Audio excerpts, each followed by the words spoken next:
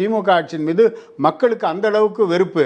எல்லா வரியும் உயர்த்திட்டாங்க. சொத்து வரி, குடிநீர் வரி, பால் விலை, பஸ் கட்டண உயர்வு, இப்படி எல்லா மக்களை சுரண்டக்கூடிய அளவுக்கு பல வரிகளை போட்டு மக்கள் தலையிலே சுமையை ஏற்றி இருக்கின்ற இந்த ஆட்சி அகற்றப்பட வேண்டும் என்பதிலே மக்கள் உறுதியாக இருக்கிறார்கள்.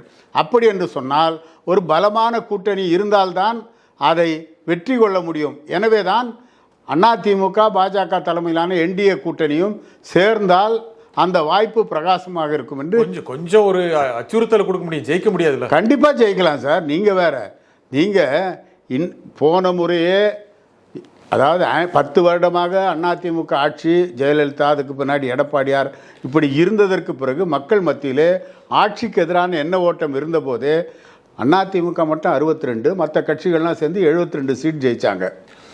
இப்போ திமுக ஆட்சிக்கு எதிராக மக்கள் என்ன ஓட்டம் இருக்குது.